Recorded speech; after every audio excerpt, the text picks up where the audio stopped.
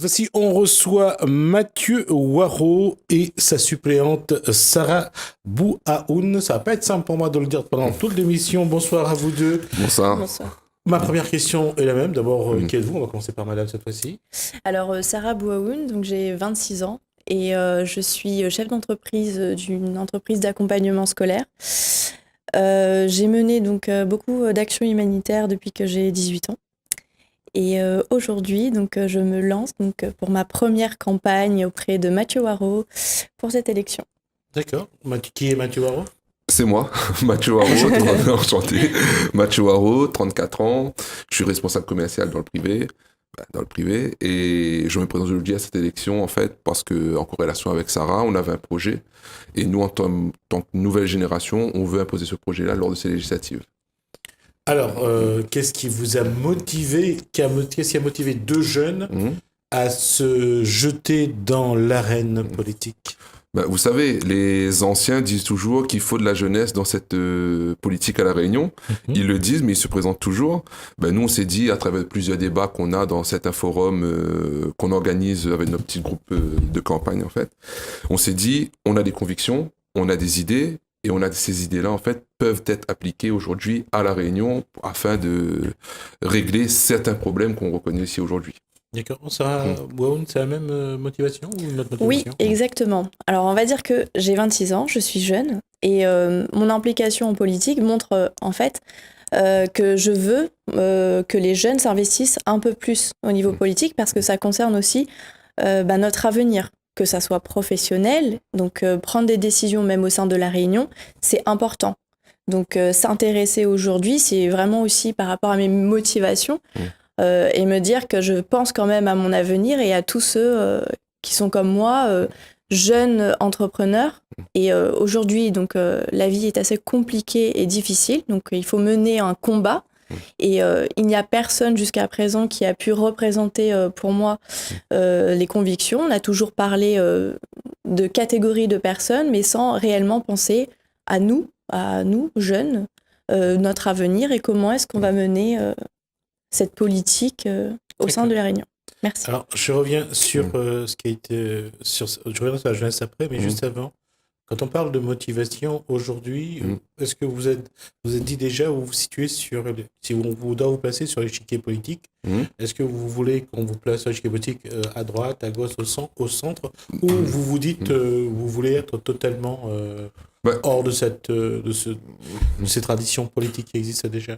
Écoutez, nous, en tant que nouvelle génération, on ne souhaite pas se positionner dès maintenant. C'est-à-dire, aujourd'hui, la politique, on va dire, il y a de droite, gauche, centre et tout. Nous, on est vraiment sans étiquette aujourd'hui. On n'a pas d'appartenance, on n'a pas de machine politique derrière nous. Et aujourd'hui, nous, c'est nos convictions avant tout. Nos convictions avant tout. Après, nos idées, ce sont des idées rassembleurs. On a appris ce qu'il y a de bon dans tous les courants politiques. Et c'est ça aussi, aujourd'hui, la nouvelle politique. C'est prendre ce qu'il y a de bon et ne pas aller à l'encontre toujours des décisions de certains partis. S'il y a du bon dans le socialiste, du bon dans le communiste, du bon dans la droite, on les prend et on fait un mixage de tout ça et on donne un véritable projet à La Réunion. D'accord. Vous, pareil, je veux dire que vous êtes dans l'éducation, puisque oui.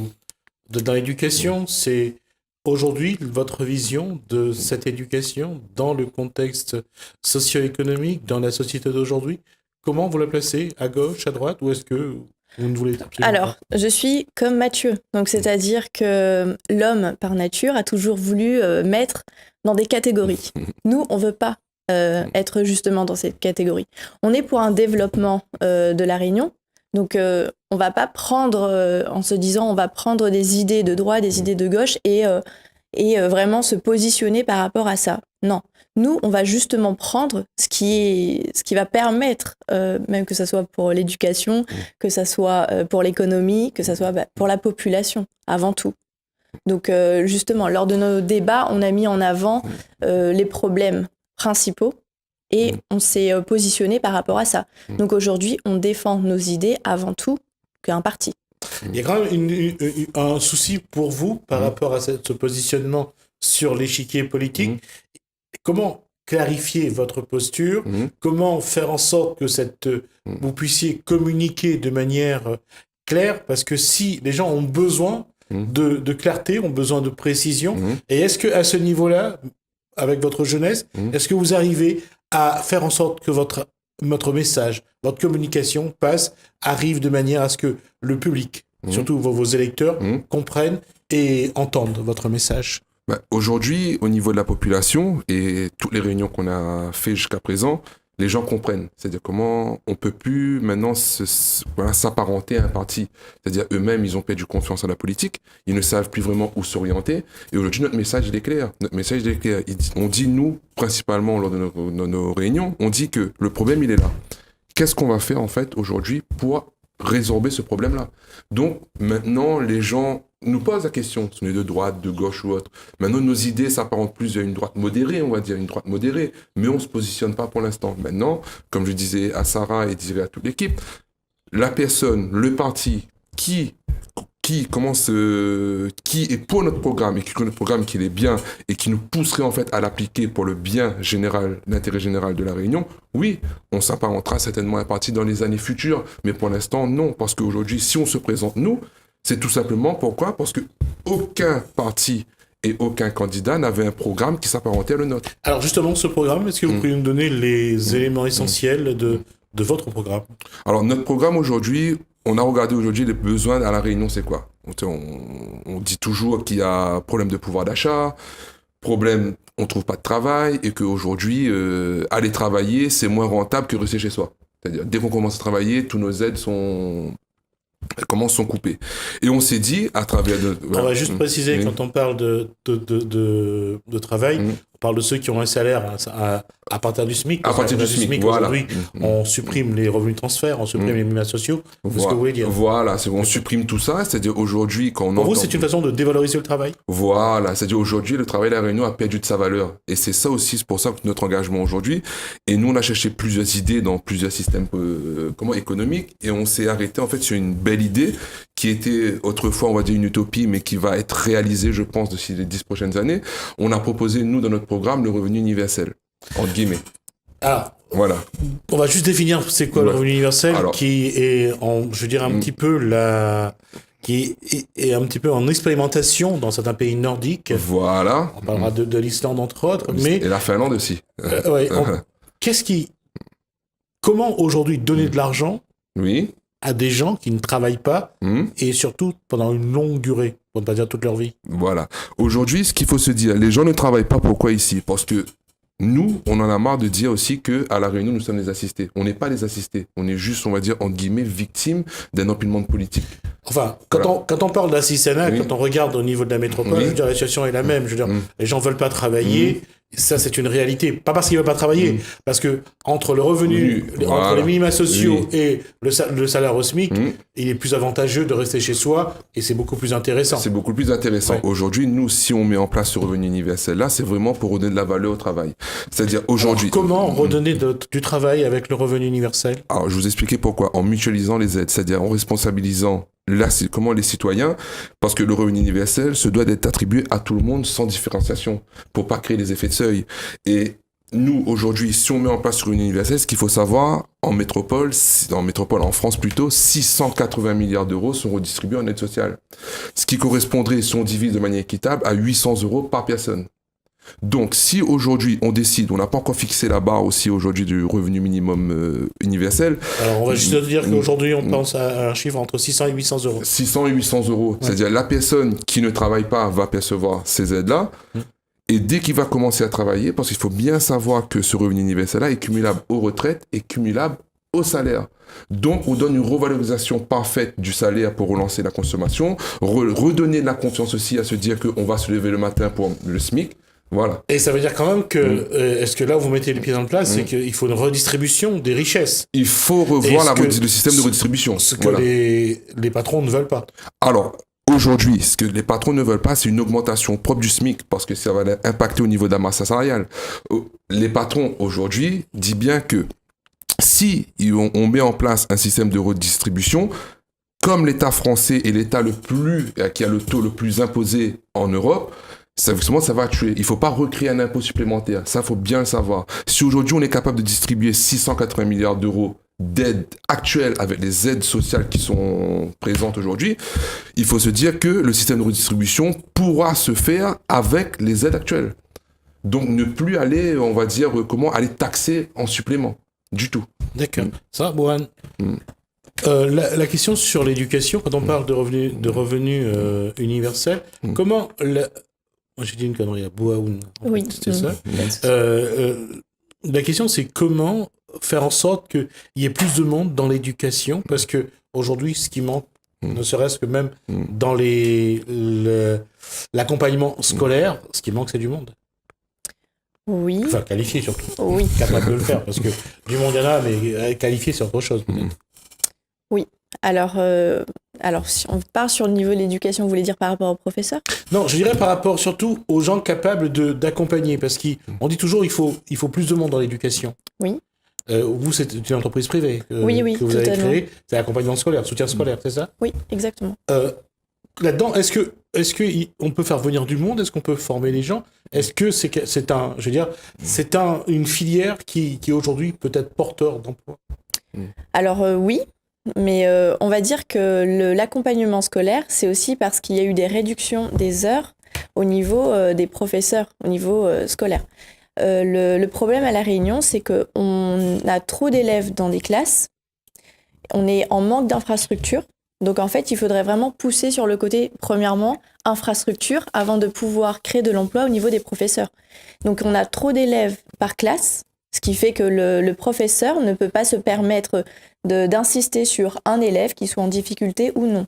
C'est pour ça qu'aujourd'hui, donc, mon entreprise met en avant ce côté accompagnement. Donc des élèves qui ont besoin d'arriver à avoir un petit plus par rapport à l'école.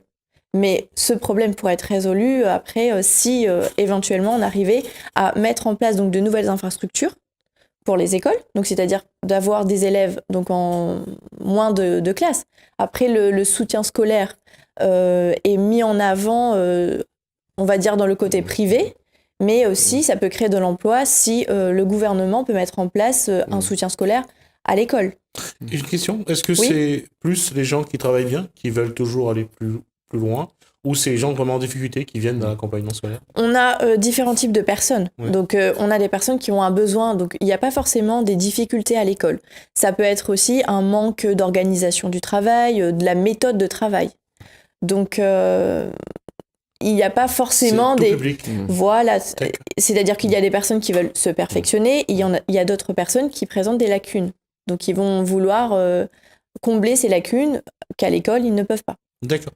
Sur cette 7e circonscription où vous êtes donc candidat, quels constats vous avez fait et quelles seraient les mesures à prendre pour faire évoluer sur des différents thèmes qu'on voit souvent, l'emploi, l'économie, le social, le logement ? Quelles sont les décisions à prendre de manière urgente ? De manière urgente, déjà, là, la décision qu'il faut prendre, c'est régler ce problème d'emploi et de tourisme sur la 7e circonscription. C'est-à-dire vraiment régler une bonne fois pour toutes cette fameuse crise requin. Déjà. Ensuite... et sur les paillotes ? Et sur les paillotes aussi. Les paillotes, aujourd'hui... Quelle est votre position ? Il y a une loi, cette loi doit être appliquée. Aujourd'hui, un réaménagement des paillotes, c'est-à-dire du littoral de Saint-Paul, doit être fait en corrélation avec l'environnement. C'est-à-dire aujourd'hui, on ne doit plus non plus empiéter sur les espaces protégés, entre guillemets, voilà, je dis protégés, mais aujourd'hui, il faut vraiment réaménager ce territoire pour regagner une dynamique au niveau des snacks, des restaurants et tout. C'est eux qui créent de l'emploi, c'est eux qui embauchent. Et aujourd'hui, avoir une plage dynamique nous permettrait aujourd'hui de relancer une économie à La Réunion.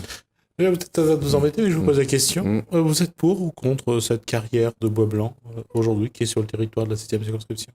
La carrière aujourd'hui, ça fait débat. C'est beaucoup de débat. Ça, c'est une très bonne raison de la politique. Ah oui, ça crée débat. Il faut dire les choses. Il faut terminer cette route. D'accord ? Il faut la terminer.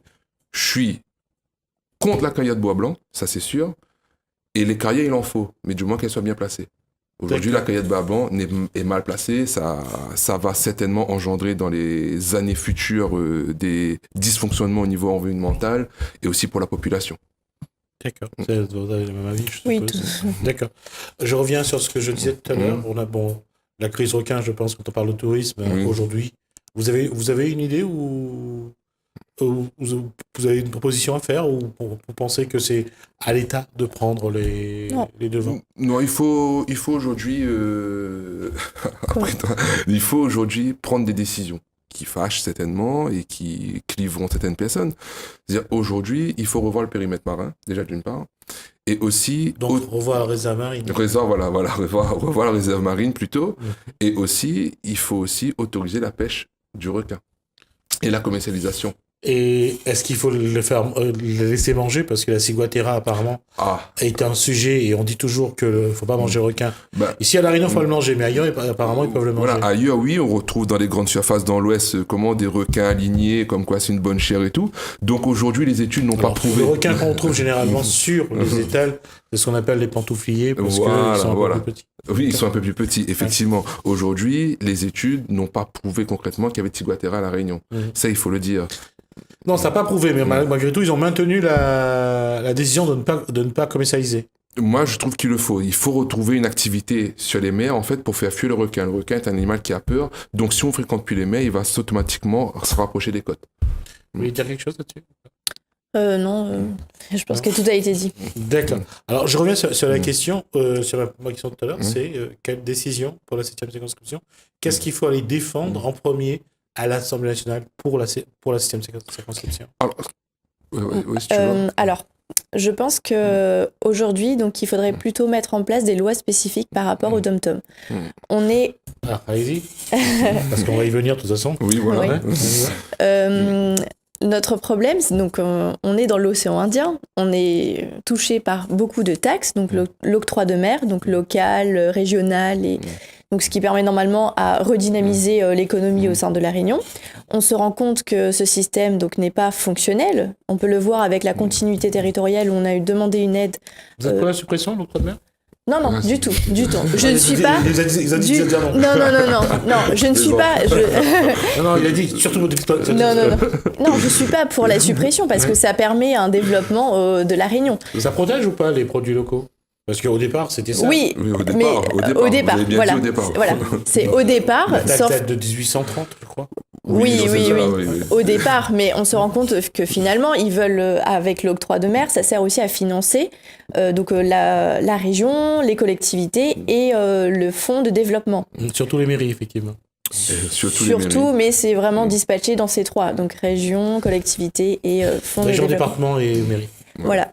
Et on se rend compte que je pense qu'il faudrait revoir en fait ces taxes, donc rééquilibrer donc ces taux pour justement permettre que les produits locaux soient valorisés. D'accord. Et je reviens sur ce que je disais, c'est là on a parlé de loi spécifique. Vous aussi vous avez la même posture que certains politiques. Sur ce fameux article 73 alinéa 5, vous pensez que c'est un obstacle ou finalement depuis que même avant on n'a jamais vraiment créé de loi spécifique et au-delà de ça si pour ceux qui sont un petit peu au fait de la politique, il y a aussi l'article 349 du traité de fonctionnement de l'Union européenne et on l'a pas vraiment utilisé. Non, du tout. Maintenant, voilà, c'est comment s'il faut prendre un positionnement là-dessus, c'est un peu compliqué. Aujourd'hui, il faut bien dire que ces fameux articles 73, l'amendement de Virapoulet, on va dire, nous protège aussi des mouvements autonomistes et indépendantistes. Et ça... Il y a encore des mouvements autonomistes à La Réunion? Il n'y en a plus, mais c'est une protection quand même. On ne sait pas. C'est une protection quand même. Et aujourd'hui, après avoir consulté plusieurs personnes à ce niveau-là, cet article-là, en fait, ne défend pas à La Réunion d'avoir des lois spécifiques. Donc, pourquoi la supprimer? Aujourd'hui, cet amendement nous permet de canaliser certains mouvements indépendantistes.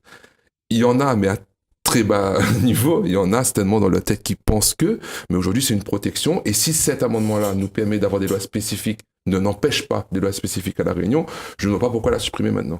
Aujourd'hui, je pense que le développement de La Réunion ne passera pas par cette suppression d'amendement. Voilà. D'accord. Alors, je vous laisse 30 secondes pour conclure, parce que on est terminé. Ah, voilà.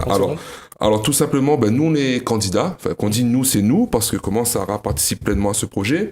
On va revendiquer une seule chose à l'Assemblée nationale, c'est-à-dire vraiment remettre une politique de l'emploi à La Réunion, de revaloriser l'emploi afin de augmenter le pouvoir d'achat, créer vraiment une fracture entre le SMIC et les minima sociaux, déjà, redonner du pouvoir d'achat aux étudiants et créer un effet choc sur la valeur travail.